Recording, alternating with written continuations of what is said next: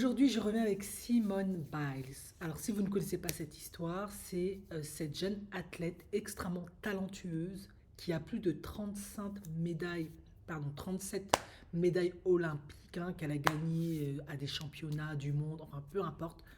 Elle est juste fameuse, exceptionnelle, à tout juste 27 ans. Et pourquoi ce conflit s'éternise et ne s'arrête pas? Car il s'est passé il y a quelques mois quelque chose qui a mis vraiment le feu aux poudres et qui a complètement fait péter un câble aux femmes afro-américaines. Pourquoi? Parce que Simone Biles a un mari qui est également un sportif et lui, il expliquait que quand Simone Biles l'a abordé, parce que c'est elle qui l'a contacté via les réseaux sociaux, elle lui a envoyé un petit DM. Il ne la connaissait pas et ensuite il est parti regarder qui elle était. Et en gros, il disait en rigolant, les hommes sont the prize, c'est-à-dire que ce sont les hommes qui décident, ce sont eux qui font un peu la pluie et le beau temps par rapport aux relations hommes-femmes. Et tout le monde a été profondément choqué de cette déclaration. Et du coup, depuis ce jour, toutes les femmes afro-américaines, en l'occurrence, mettent la pression à Simone Biles pour qu'elle divorce de son mari. Et Simone Biles est montée au créneau ces derniers temps, en colère, hein, en disant je ne vais pas divorcer, foutez la paix à mon mari, foutez la paix à mon mariage, ça ne vous regarde pas. Euh, et elles disent que c'est une pick me, que elle a juste choisi son mari parce qu'il a la peau claire, que son mari s'est juste mis avec elle parce qu'elle avait plein de médailles, et que si ce n'était pas le cas, il ne l'aurait pas choisi. Voilà où on en est. Et du coup, c'est un problème en tout cas un problème, en tout cas, visiblement la communauté afro-américaine, les réseaux sociaux, on en fait un gros problème. Et pourquoi je vais donner mon avis sur la question. Bah, c'est tout simplement parce que je trouve en fait la position de Simone Biles parfaitement légitime, ne vous en déplaise. Pourquoi?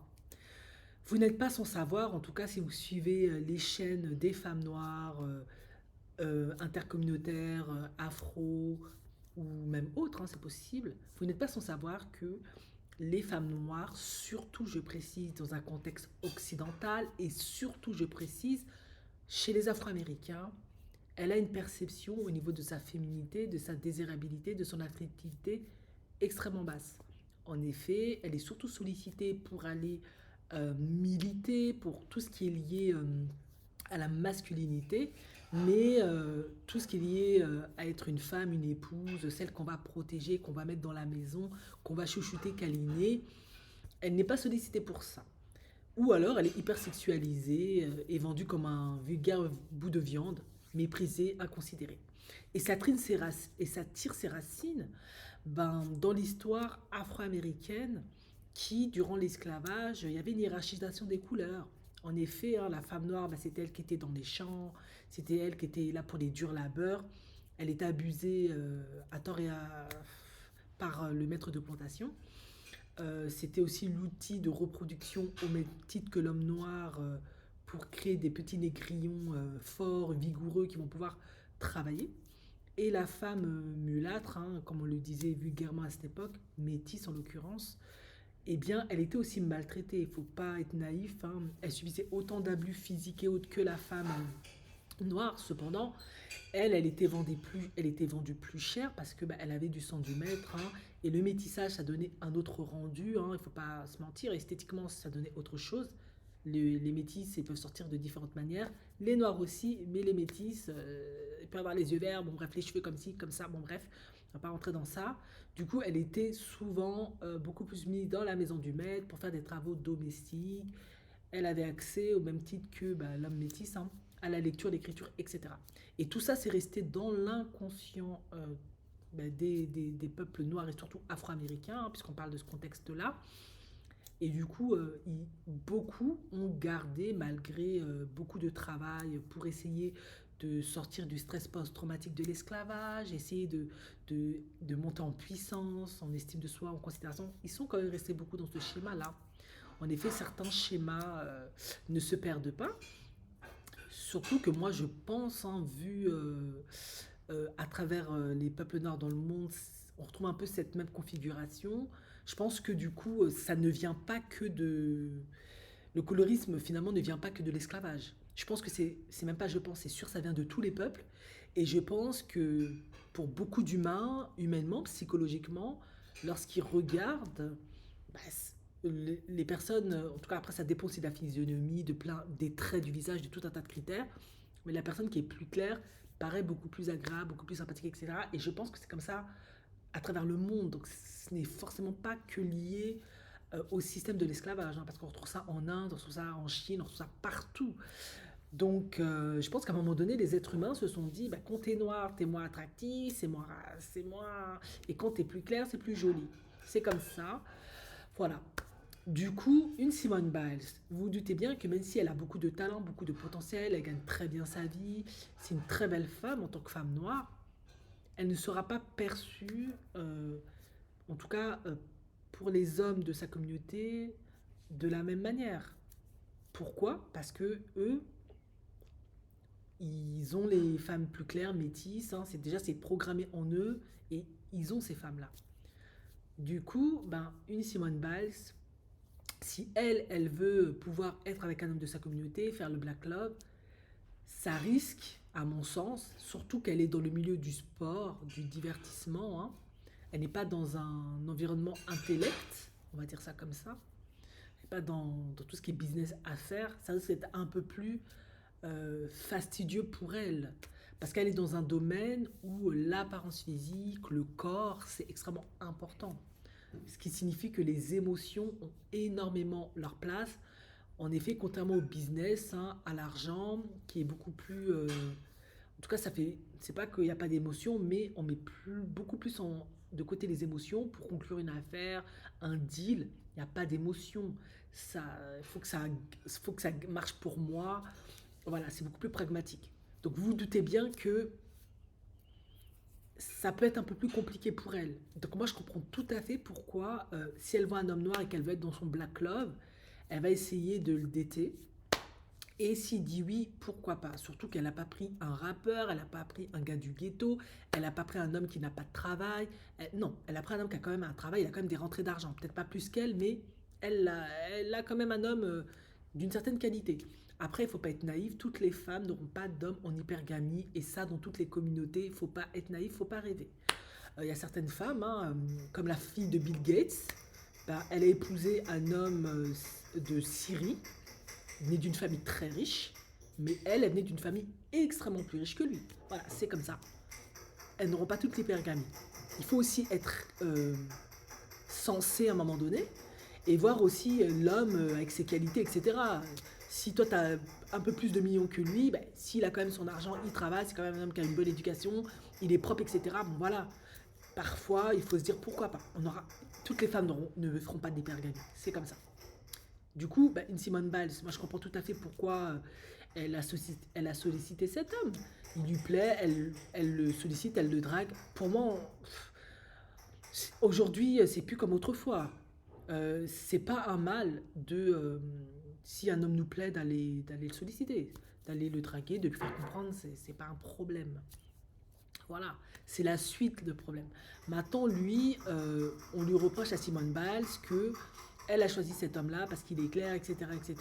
Ben, elle a le droit d'aimer les hommes clairs. Il y a plein d'hommes afro-américains, hommes noirs qui aiment les femmes claires. Pourquoi elle ne pourrait pas être avec un homme parce qu'il est plus clair, parce que ça lui plaît? Il ne faut pas oublier que ben,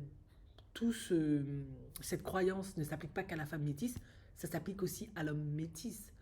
Sauf que un certain nombre d'études disaient surtout que bah, les femmes noires, pardon, n'étaient pas attirées par les hommes métis parce qu'ils semblaient beaucoup moins virils. Mais peut-être que justement, ça commence peut-être à se faire. Bon, déjà, ça s'est toujours fait, mais peut-être qu'aussi elles font la même chose parce que, bah, les hommes noirs le font, et puis elles aussi, elles décident de le faire parce que bah, c'est peut-être beaucoup plus rassurant aussi d'être avec un homme, en tout cas qui a moins de virilité, parce qu'elles se disent peut-être moins agressif, plus doux, plus agréable. C'est dans l'inconscient. Qui sait? Peut-être, voilà. Peut-être moins menaçant aussi. Peut-être beaucoup plus valorisant pour elle aussi. C'est possible. Bon, en tout cas, moi, je ne sais pas si c'est ça un de ses critères. Bref, il lui plaisait. Il semblait avoir des points communs. Il est dans le sport, elle est dans le sport. Pourquoi pas? Après, qu'est-ce que vous en savez? Elle a 27 ans.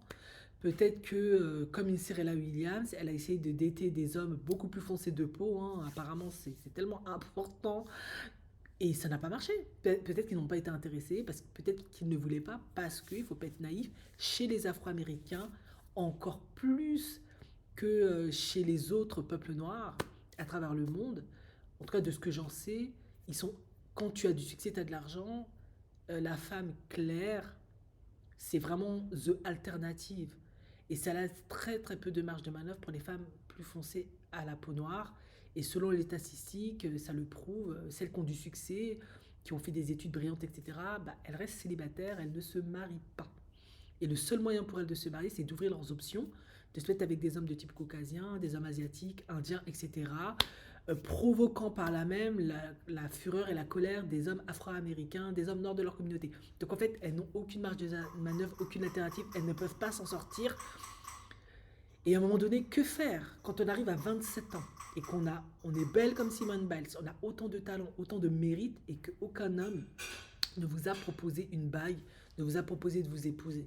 Et j'aimerais que vous me dites quelle est l'alternative.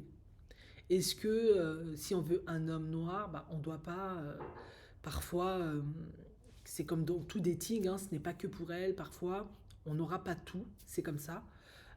Si pour moi Simone Biles avait la prétention, hein, après je ne veux pas être fataliste, d'avoir the homme noir plus riche qu'elle, etc., à mon sens, elle l'aurait déjà eu à 25-26 ans parce que son potentiel et son mérite étaient déjà au top à ce niveau-là. Je l'ai toujours dit dans mes coachings, je ne suis pas quelqu'un de fataliste, je suis plutôt quelqu'un de très optimiste, mais je suis aussi quelqu'un de réaliste. Si à un certain âge, tu n'as pas trouvé ce type d'homme-là, c'est qu'il est probable que tu ne correspondes pas à leurs critères. Elle côtoie tellement de personnes, hommes alpha, hommes riches, femme alpha. Elle a un réseau de dingue. Vous allez quand même pas me faire croire que cette femme qui est très belle, qui a un talent incommensurable avec tant de médailles, au même titre qu'une Serena Williams, pour le coup, n'a jamais rencontré ces hommes-là. Ben oui, vous avez vu, si vous faites une recherche sur Google, vous allez voir l'inventaire de tous les ex de Serena Williams. Elle a eu tout type d'hommes à succès, machin, etc., etc. Ça n'a jamais donné avec des hommes afro-américains, des hommes noirs. Elle a fini avec son mari qui, lui, a créé Reddit. Il me semble que c'est ça. Il a aussi beaucoup de succès, beaucoup de mérite. Peut-être moins qu'elle, mais il en a quand même. C'est quand même pas le gars du ghetto qui, voilà, qui fait que des entrées sorties en prison. Il faut être aussi réaliste. Simone Biles, moi, je pense qu'elle a été dans ce même cas de figure-là. Mais pourquoi elle a opté pour cette option-là? Ben parce qu'elle voulait rester dans le Black Love. Et elle s'est dit, ben voilà, moi je vais faire le premier pas, peut-être que je peux lui plaire, etc. Et ça a pris. Maintenant, les femmes afro-américaines sont offusquées parce que elles se disent, oui, mais si elle n'avait pas eu autant de succès, ils ne l'auraient pas choisi. Ben, c'est la réalité de votre écosystème. Je suis désolée.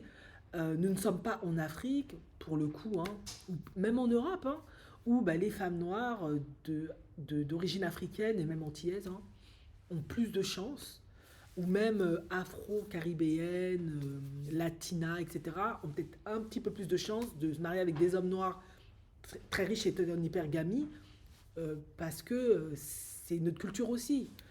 La culture afro-américaine, visiblement, elle est très dure et très violente. Si tu veux avoir l'opportunité d'être en hypergamie, tu dois être soit blanche, soit métisse, ou à la peau très, très claire. C'est comme ça. Donc elle ne peut que composer avec son environnement. On ne peut pas lui en vouloir pour ça. Elle a fait le choix de ne pas finir seule, célibataire, sans enfant. Elle a envie de se marier. Elle a 27 ans. Gentiment, elle approche d'un âge où, on le sait, dans le milieu du dating, ça va être très très compliqué. Donc, elle préfère aller avec ça. Et si dans quelques années, bah, ça ne marche pas, ça ne tient pas comme 50% des mariages pour le coup, au moins elle aura, espérons, eu son mariage, elle aura vécu le bonheur d'être en couple, elle aura eu sa descendance, ses enfants, et puis elle repartira avec un autre. Mais il ne faut pas être naïve. Qu'est-ce qui va se passer en tout cas, ce qui se passe très très souvent, en tout cas dans un contexte afro-américain, je ne vais pas trop rentrer dans les autres contextes, même si ça peut quand même s'appliquer. Si elle dépasse les 27 ans et qu'elle n'a pas trouvé cet homme-là avec tout le succès qu'elle a, elle risque de se retrouver comme enfin, je veux pas être autant pessimiste, mais elle risque de trouver un homme qui a même pas accompli comme le mari qu'elle a. Il n'aura pas accompli grand chose. Ce sera que un belâtre et il n'aura peut-être même pas d'emploi ni rien. C'est ce qu'elle risque de trouver à un certain âge. Alors que là, ben voilà, si lui il a déjà son succès, il a déjà son mérite, il fait déjà son sport, il gagne ses quelques millions, elle part déjà avec ça. En tout cas, je lui espère que ça dure, que ça marche, hein, qu'il dure pour la vie. Mais si il rentre dans les statistiques et il divorce, ben, après son divorce, lorsqu'elle aura des enfants, ben, peut-être qu'elle ira se positionner avec un homme whitey ou autre, ou elle aura peut-être un homme qui est aussi divorcé, qui a des enfants, mais du même niveau qu'elle, peut-être même plus, qui sait. Il faut être réaliste. Mais elle, dans le groupe où elle est, la réalité est que ce n'est pas le premier choix. En effet, les hommes afro-américains, visiblement, en tout cas, ils ont le pouvoir par rapport aux femmes noires de décider quelles femmes noires ils veulent ou pas, parce que, euh, ouais, malheureusement, je suis obligée de dire ça comme ça. C'est mal dit, mais parce que dans le groupe afro-américain, bah, les femmes noires les femmes métissées, etc., qui viennent, enfin, qui sont aussi très prisées, même plus qu'elles. Et maintenant, on le voit, il y a les femmes whitey qui se rajoutent, les femmes asiatiques, et maintenant les femmes latino. Donc, elles sont pas sorties de l'auberge, en fait. Alors moi, je comprends tout à fait sa décision et son choix.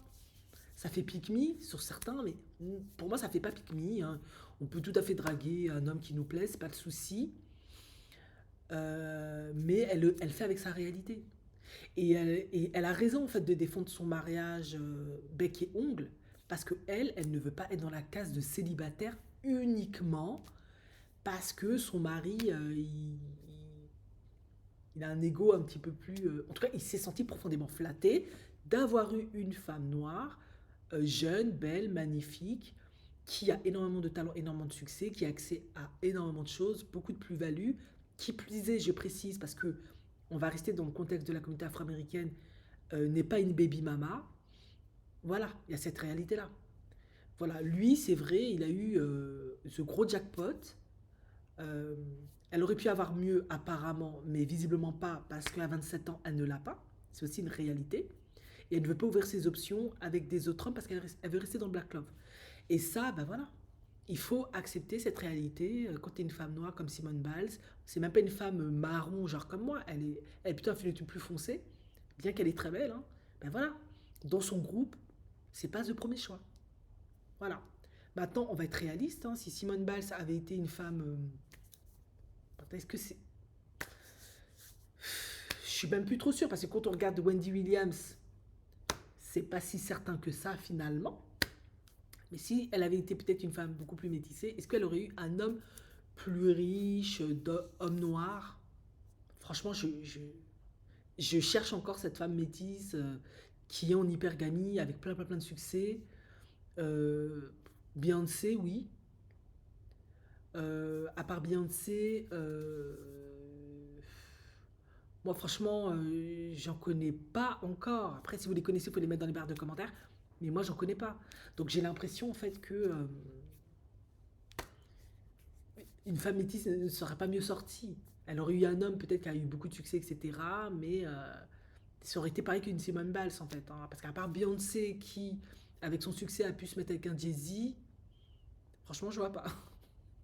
Franchement, moi, je vois pas. Voilà.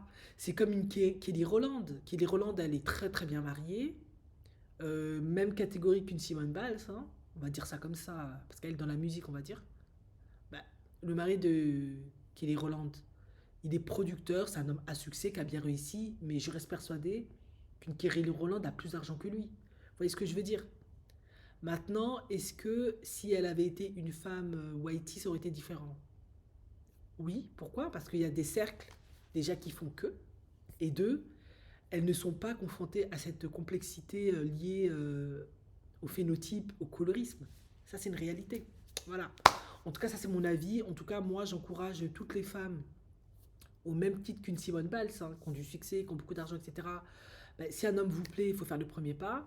Maintenant, si vous voulez pas être en hypogamie de luxe, hein, on va dire, parce qu'il a quand même beaucoup d'argent, son gars aussi, essayez d'ouvrir vos options, mais c'est pas garanti que vous aurez un homme plus riche que vous, c'est pas certain.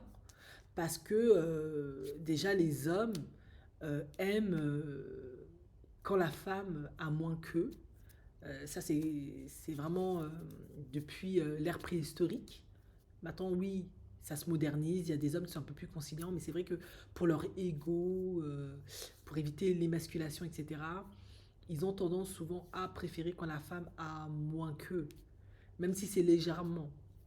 Donc, voilà. C'est pour dire que c'est pas pour autant que elle aurait rencontré cette femme Whitey aurait rencontré. Après, elle peut rencontrer si elle est peut-être dans un cas de figure comme la sœur de Paris Hilton, Nikki Hilton, c'est vraiment l'exemple que j'ai en tête, qui se met avec un Rothschild, mais ça c'est des cercles de pouvoir, des Whitey qui ont construit des fortunes générationnelles depuis Mathusalem. Est-ce que chez les Noirs il y a ça? Oui, mais il n'y en a pas autant, il n'y en a pas beaucoup. Donc, enfin oui, je sais que chez les Afro-Américains il y a, hein, Atlanta ils ont des grosses familles et pas que, mais est-ce que il y en a beaucoup. Est-ce que Simone Biles, bien que nous on la trouve fameuse, elle a tous les critères, toutes les caractéristiques pour rentrer dans ces familles-là, qui se veulent d'une certaine manière relativement traditionnelles. Voilà, c'est très complexe. Voilà, Euh, il faut penser à tout ça. Donc, si vous avez l'opportunité comme elle, comme j'ai déjà dit, de vous mettre en couple avec un homme qui a peut-être moins que vous, mais qui est quand même un homme qui a du succès, qui a du mérite, il ne faut pas dire non. Voilà. Si vous dépassez 25 ans, vous arrivez à 30 ans et que ça devient compliqué, parfois, sur votre liste, il faut supprimer certaines options et puis aller comme ça. Vous n'aurez pas tout, c'est comme ça.